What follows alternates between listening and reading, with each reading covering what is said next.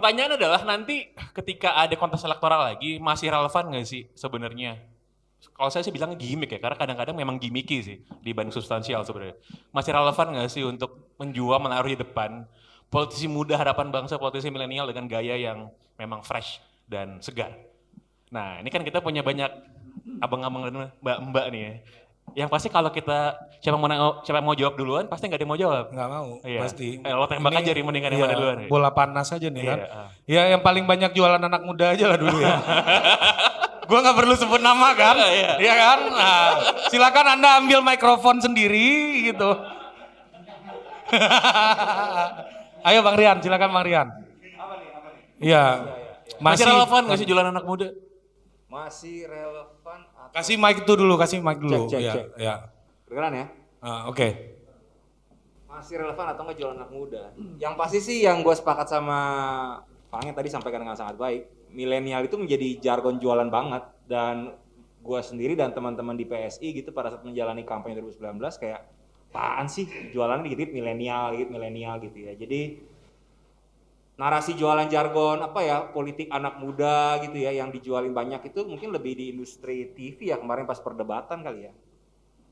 Yang menariknya misalkan anak muda itu kan senang diskusi sebenarnya kan gagasan ya. Tapi kadang-kadang misalnya contoh waktu yang gue alamin, kadang-kadang produser TV mainstream kalau nggak kita teriak-teriakan, Bang Rian kurang bang gitu.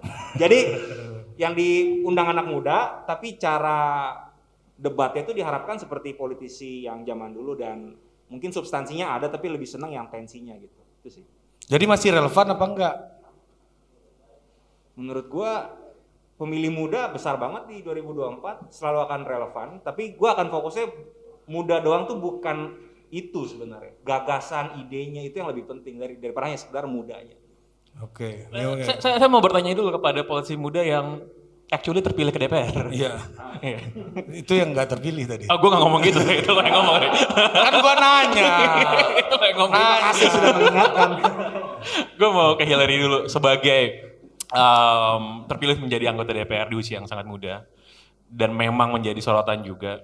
Sebenarnya itu beresonansi dengan konstituennya nggak sih? Apakah itu memang ketika turun ke dapil misalnya, oh iya ini kalau masih muda masih nyambung dengan kita lebih bisa peka, lebih segar dan lain sebagainya. Oke, jadi basically kalau kita turun ke konstituen, malah untuk politisi muda yang usianya seperti saya, itu malah kita malu-malu untuk sebutin usia kita. Karena ketika kita datang, kita nggak bawa gagasan, kita nggak bawa ide, bawa muda doang, itu nggak bisa terjual juga. Masyarakat sekarang tuh udah nggak bego sama sekali. Masyarakat sekarang udah bisa ngelihat dan merasain. Pertama, mereka bisa lihat apa aja yang kita lakukan lewat sosial media, lewat media mainstream, lewat apapun tindakan kita, bahkan tindakan kita di parlemen. Tapi kalau kita cuma datang bawa, gue muda nih, gue muda, terus kalau lo muda kenapa? Malah kalau lo muda lo nggak punya pengalaman. Jadi kalau sekedar muda aja yang dijual, sebenarnya buat saya sangat-sangat tidak akan menguntungkan ya, nggak akan menguntungkan. Malah yang harus dijual itu restorasi perubahannya. Cara anak-anak muda menghandle sesuatu dengan unik, dengan baru, begitu dengan fresh, nggak seperti kayak yang dulu-dulu gitu. Oke. Thank you Hillary. Ini keren, ini maksudnya sudah DNA partainya harus disebutkan di setiap pernyataan, restorasi disebutkan harus ada pokoknya. Restorasi itu apa nggak? apa? Itu ya itulah pokoknya. Entar tanya Hillary aja itu. Sama juga yang bisa terpilih sebagai anggota dewan di DPRD, Bro Tarazandi. Itu masih Oh iya, saudaraku. Mohon maaf. Saudaraku Tarazandi. Saudaraku nge. Iya, saudaraku. Anda nggak terbiasa manggil ya? Nggak terbiasa. Saudaraku. Ya, silakan Bang. Sama pertanyaan, silakan. Saudaraku. Tadi pertanyaannya relevan atau enggak? Kalau menurut saya sih 2024 masih relevan. Karena apa? Tadi sudah disampaikan sama Bro Ernest, segmentasi atau pangsa pasarnya makin besar di 2024 dan seterusnya. Kenapa kalau saya bilang buat kami para politisi yang terjun dalam kontestasi itu akan sangat bergantung terhadap target konstituennya siapa. Saat saya ketemu sama target konstituen yang segmentasinya lebih tua, older gitu ya, saya nggak pernah itu nyebut masalah muda dan lain-lain gitu. Karena itu bisa menjadi pedang dua mata sisi ya, bisa baik bisa buruk. Di satu sisi mereka bisa underestimating, Di satu sisi mereka melihat, wah ini calon yang pasti ada harapan. Nah, kan boleh kan ada jargon partai juga kan? Iya, boleh. Nanti boleh semuanya. Paling yang sakit kepala Fatan kan. Perwakilan non parpol, Bos. Nah, jadi sekali lagi kalau kami yang rasa turun langsung itu sangat sangat bergantung sekali terhadap target konstituennya. Kalau secara kebetulan saat turun terhadap yang segmentasi umurnya sama atau setara, kalau saya melihat saya sangat jadi berkaca 5 atau 10 tahun yang lalu. Ya, saat saya baru pertama kali ya ikutan aktif lah euforia Pilpres waktu itu 2014, saya merasakan ada di posisi mereka. Lagi mau aktif, lagi mau mencari jati diri dan mau melihat kira-kira prospek mana yang bagus, tapi mereka juga butuh cantolan yang kira-kira relevan. Dan saat kami turun ke segmentasi yang sama umurnya, itu yang mereka lihat juga dari kami. Nah, tinggal perbedaannya bagaimana kemampuan masing-masing itu bisa menjadi representatif bagi mereka. Jadi kalau saya bilang singkat kata masih relevan di 2024. Oke. Thank you. Nge, gue agak mau ngangkat diskusi ini satu oktav Nge. Kita ke Edward Ghani gitu. Jadi sebenarnya isu anak muda ini kan pola yang berulang ya. Ben Anderson pernah menulis soal revolusi pemuda 45-46 dan itu terjadi kembali di 2019 dan pemilu yang lalu. Dan bagaimana ini apakah akan sama anti klimaksnya menurut lu atau ini mungkin sesuatu yang menghadirkan critical juncture ke depannya, ada perubahan transformasi dalam politik kita. Silakan, Bro. Berat banget pakai critical juncture gitu. Tadi sebenarnya menarik ya, Bung Ari ya. Karena ternyata politisi kita sendiri takut menyampaikan usia mereka sendiri. Ini bagi gue ini menarik gitu. Kan kita tadi pertanyaan awalnya adalah apakah masih relevan kita menjual muda ya. Menurut gue yang relevan itu bukan menjual mudanya, tapi pemilih mudanya itu akan selalu relevan. Gitu. Apalagi di 2024. Tetapi tadi menarik sekali soal critical juncture, menurut gue itu akan semakin relevan lagi. Kenapa? Karena pandemi ini kita suka nggak suka itu akan banyak sekali perubahan gitu ya. Dan cara kita memandang politik dan seterusnya gitu. Tapi kita mungkin perlu membandingkan diri dengan negara-negara lain. Critical juncture itu sudah terjadi di beberapa negara di Eropa misalnya atau beberapa negara yang terhantam populisme misalnya. Nah ini usia-usia rekan-rekan yang ada di ruangan ini menurut gue di beberapa negara itu sudah jadi Perdana Menteri, sudah jadi kepala negara. Macron itu di usia 30-an loh menjadi presiden di Prancis. Dan pada saat itu dia dihentakkan oleh gejala populisme. Yang sekarang dia lagi mau re-election sekarang, lawannya sama. Populis juga namanya Le Pen. Yang mau gue bilang di sini adalah bahwa akan selalu relevan selama pemilih-pemilih usia muda itu yang katanya akan selalu membawa narasi-narasi progresif sesuai dengan mungkin mirip dengan tema diskusi kita. Menurut gue itu yang relevan gitu. Bahwa kita harus memanfaatkan pemilih-pemilih kita di mana usia kita lagi banyak nih yang punya nuansa-nuansa progresif itu harus dimanfaatkan. Menurut lu udah cukup progresif belum hari ini? Kalau para politisi sih belum, tetapi untuk para pemilihnya menurut gue kita underestimate pemilih kita. Karena akan selalu ada perubahan-perubahan besar dan terutama di masa pandemi ini. Gitu sih menurut gue. Oke, sebelum kita ke partai lagi Nge, kita butuh ini warna lain lah. Kita lempar non parpol ini dulu gimana? Ya kan? Dia kan nggak punya beban untuk jadi progresif, ya kan? Silakan Bro, Patan. Oke, pertanyaannya sama ya? Masih relevan nggak menurut lu untuk memilih non parpol ini?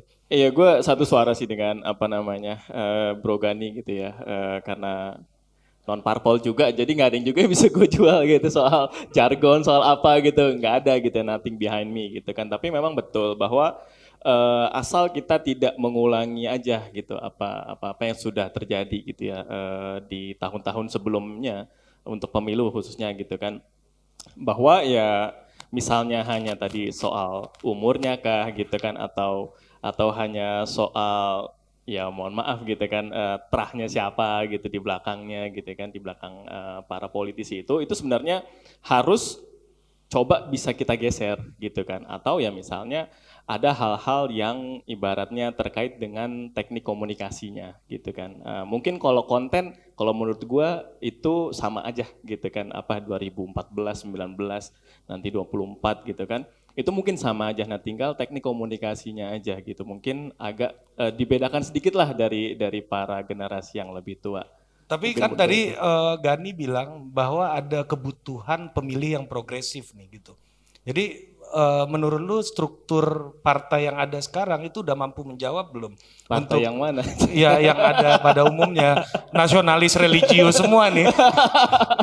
Tahan dulu partai yang mana dulu. Iya. Ya kan makanya lu non parpol kan. Karena nggak menjawab atau gimana menurut lu, silakan. Iya, jadi kalau ya partainya tergantung ya. Kalau partainya Bang Ai gitu kan bagus gitu kan, apa namanya sangat struktural gitu kan. Beda partainya ya.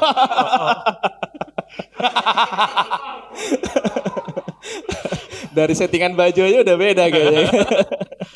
Jadi Pange dia- ngundang PKS kok 2 gitu. salam kenal gitu kan. Iya, jadi kalau struktur partai sebenarnya tergantung ya yang lainnya. Saya juga nggak berani banyak komentar lah apa namanya Pak Ari ya.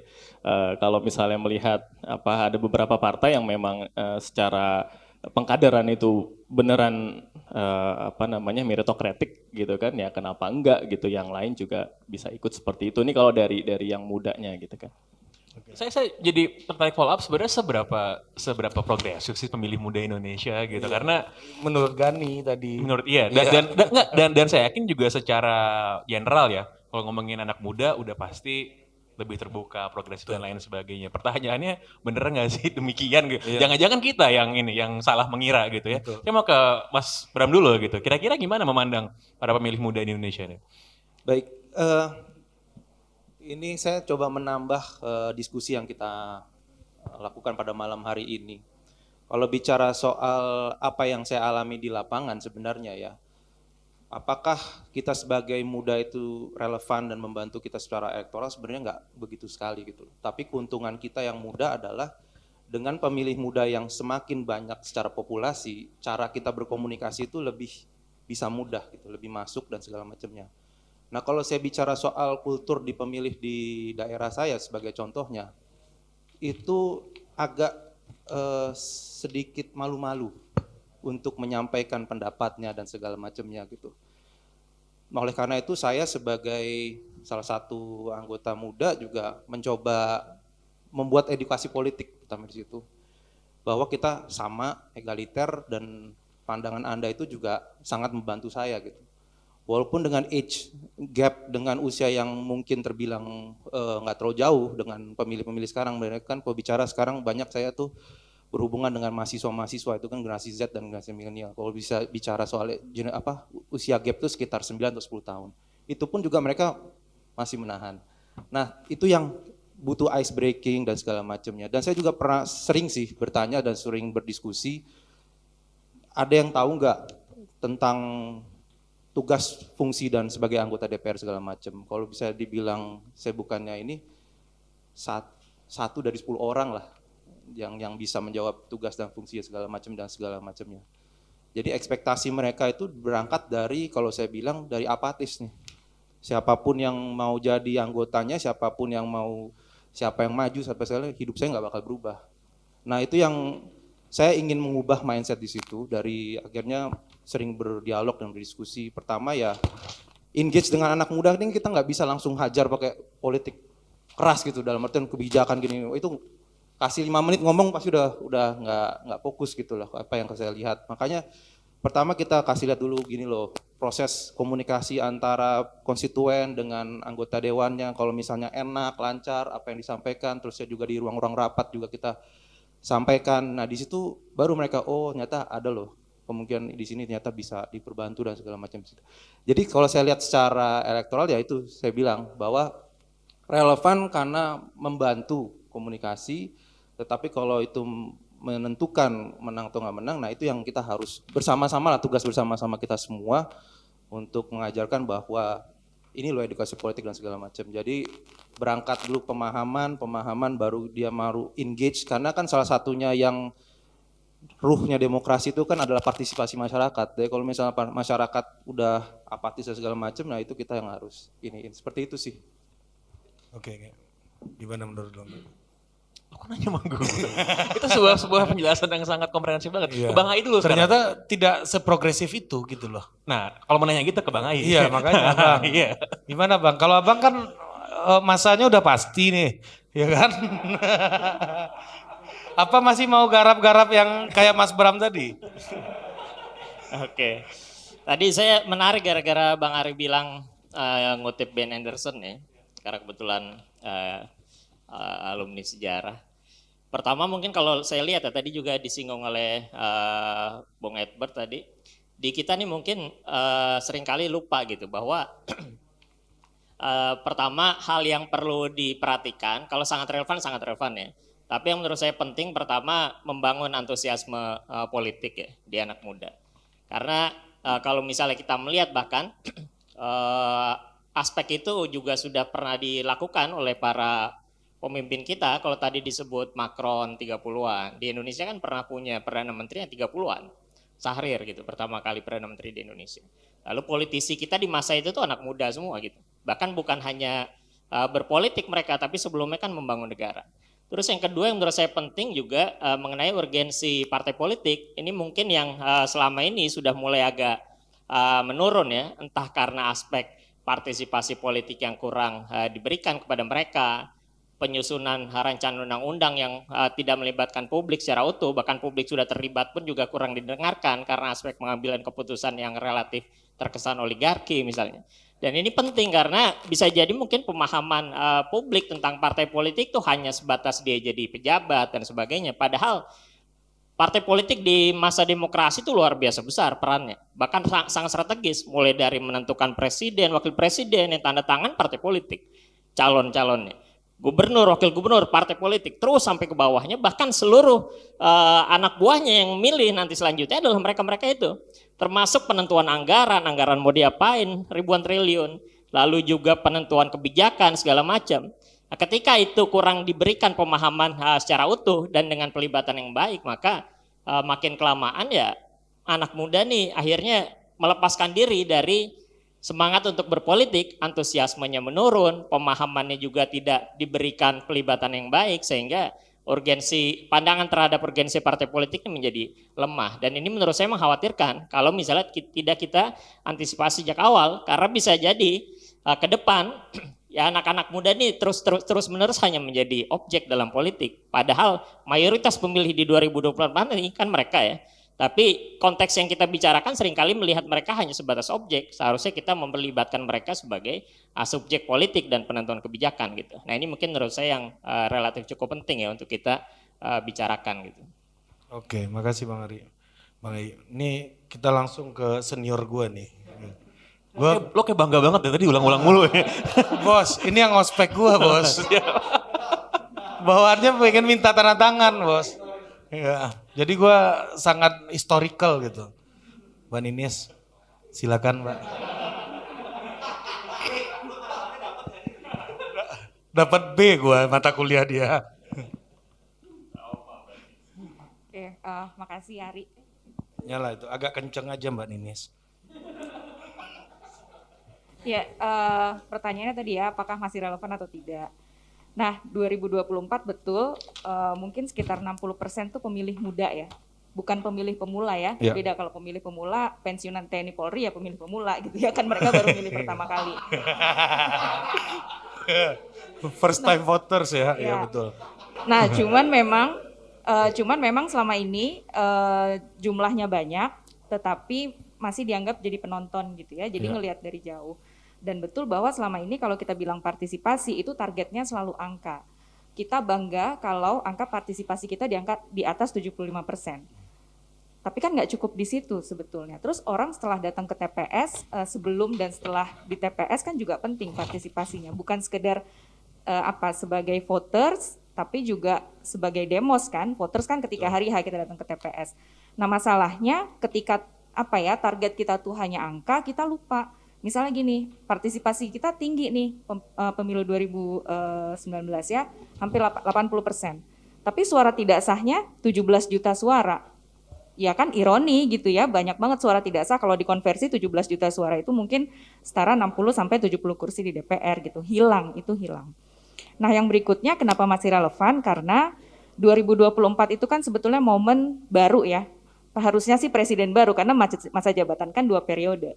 Tidak ditambah ya Mas Rian ya masa jabatan kan. Farazandi juga Mbak. Oh, iya. Jadi Itu buat segmen berikutnya itu simpen dulu ya. Jadi pemerintahan yang sekarang sampai 2024 dan 2024 nanti semua capres itu baru gitu loh, dan momen ini sebetulnya harusnya muncul calon-calon alternatif, calon-calon muda gitu ya, untuk bisa tadi anak muda yang pemilihnya 60% ini juga ditanya. Selama ini mungkin anak muda nggak pernah ditanya kebutuhannya apa. Gimana kalau menurut Mbak Ninis, ini kan presiden yang akan terpilih kalau jadi nih ya pemilunya. Lo kok sangat pesimis sekali ya? Enggak, kalau ya kan dari Anda pesimisme itu menular tadi kan di awal kan. Jadi kalau jadi, ini kan akan jadi presiden pertama yang memimpin mayoritas generasi di bawahnya. Ya kan? Jadi kira-kira representasi politiknya makin apa itu yang menjadikan representasi politiknya bisa makin baik apa makin terputus gitu representasi politik kita ke depannya gitu. Harus mau mendengar. Yang selama ini terjadi tadi misalnya beberapa disebutkan bahwa kalau sekarang kan nampaknya beberapa pengambilan keputusan misalnya beberapa RUU anak muda menurut saya bukan tidak bersuara. Hashtag reformasi di korupsi itu kan anak muda yang menggaungkan gitu ya. Anak-anak BEM gitu ya seluruh Indonesia, tapi pertanyaannya didengar atau tidak? Sudah sedemikian digaungkan tetapi ya jalan-jalan aja tuh gitu. Kalau mau dianggap betul-betul merepresentasikan anak muda ya harus mau mendengar.